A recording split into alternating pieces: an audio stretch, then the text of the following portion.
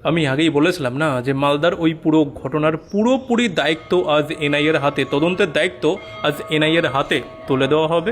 NIA কে তদন্তের ভার দিল সুপ্রিম কোর্ট, সর্বোচ্চ আদালত তদন্তের ভার দিল এনআইএ কে। মোথাবাড়ি কাণ্ডের তদন্ত করবে এনআইএ, তদন্ত ভার দিল সর্বোচ্চ আদালত।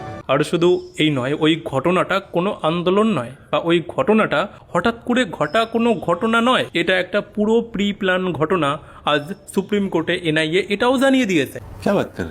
আর শুধু এই নয়, এনআইএ এটাও সুপ্রিম কোর্টে আজ ক্লিয়ারভাবে জানিয়েছে যে ওই ঘটনায় যারা যুক্ত না, তাদের মধ্যে থেকে এখন পর্যন্ত 432 জনকে তারা অলরেডি ফাইন্ড করে ফেলেছে। এবং শুধু তাই নয়, তাদের কল রেকর্ডিং পর্যন্তও তারা ছানবিন করে ফেলেছে। আজকে এনআইএ রিপোর্ট পেশ করেছে এবং এনআইএ এর তরফ থেকে বলা হয় যে মোট 432 জনের ভূমিকা তারা খতিয়ে দেখেছে।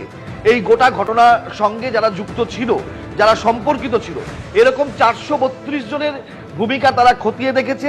শুধু তাই নয়, তাদের কল ডিটেলস রেকর্ড, যেটাকে সিডিআর বলা হয় পুলিশি পরিভাষায়, সেটাও তারা খতিয়ে দেখেছে। আর এবার আমাদের পিসিমনির জন্য সব থেকে ভয়ানক ব্যাপারটা কি জানেন? সেটা শুনলে আপনারাও তো বলবেন যে আচ্ছা এরকমেরও হয় নাকি। হ্যাঁ, এরকমেরও হয়। দেখুন, যখনই কোনো ঘটনা ঘটে না, সেখানে আলাদা আলাদা করে মামলা মানে এফআইআর টেফআইআর করা হয়ে যায় এবং সেটার আলাদা আলাদা তদন্ত হয়। এবারে দেখুন, এনআইএ তো সেইগুলোর মধ্যে ঢুকতে পারবে না, কারণ ওগুলো ইন্ডিভিজুয়ালভাবে রাজ্য সরকারের পুলিশ করছে, তো সেখানে এনআইএ হাত দিতে পারে না। আর এই কথাগুলো তারা আজ সুপ্রিম কোর্টে জানিয়েছে। এনআইএর অফিসাররা তারা সুপ্রিম কোর্টে জানিয়েছে।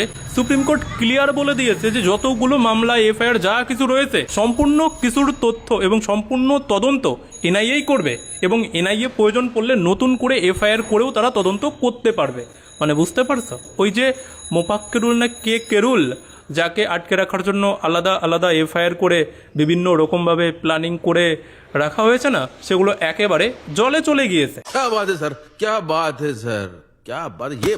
তো এবার এনআইএ না যখন চাইবে তখনই ওই যে মোফাক্কেরুল যে অ্যারেস্ট হয়েছে না, সে সমেত আরও বাকি যারা অ্যারেস্ট হয়েছে তাদেরকে যে কোনো মুহূর্তে চাইলে এনআইএ তারা তাদের অধীনে নিতে পারে, আর পুলিশ সেটা দিতে বাধ্য।